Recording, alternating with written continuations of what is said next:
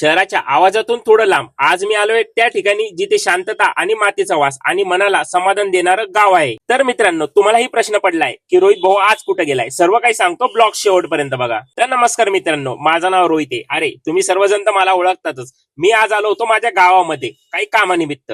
गावामध्ये आलं की कळतं, पैसा वगैरे सगळं काही नाही, खरी श्रीमंती म्हणजे स्वच्छ हवा, हिरवी शेती आणि मन भरून टाकणारी ही शांतता। आणि हा, आपल्याला रस्त्यामध्ये भेटले ते डॉगेश भाई, हा आमचा गावचा सिक्युरिटी गार्ड, ना पगार ना सुट्टी, पण गावच्या प्रामाणिकपणे करणारं काम। शहरात फळ विकत घेताना कदाचित कळत नाही, पण एक मोसंबी उगवायला किती सूर्य आणि किती पाणी आणि त्यामागं शेतकऱ्याचं किती कष्ट लागतं हे मित्रांनो फक्त शेतकरी माणसालाच कळू शकतं। पहाटे सूर्य उगवण्याच्या आधी शेतकरी शेतात उभा असतो, कधी पाणी कमी तर कधी पाऊस जास्त, तरी निसर्ग परीक्षा घेतो तो फक्त शेतकऱ्याची। कधी रोग येतात तर कधी उत्पादन कमी होतं, पण शेतकरी थांबत नाही, कारण त्याला माहिती असतं आजची मेहनत उद्याचं फळ देतंय। आपण फक्त गोड मोसंबी खातो, पण त्यामागे अनेक रात्रीची चिंता आणि अनेक दिवसाचा घाम सुद्धा दडलेला असतो मित्रांनो फक्त शेतकऱ्याचा। किती उन्हाळे किती पावसाळे पाहिलेत या विहिरीने, तरी आजही ती शांतपणे पाणी देत आहे।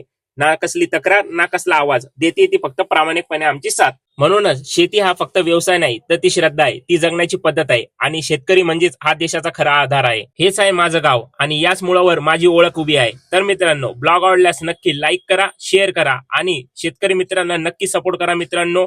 आणि आपण भेटूया नेक्स्ट अशाच मस्तपैकी ब्लॉग मध्ये।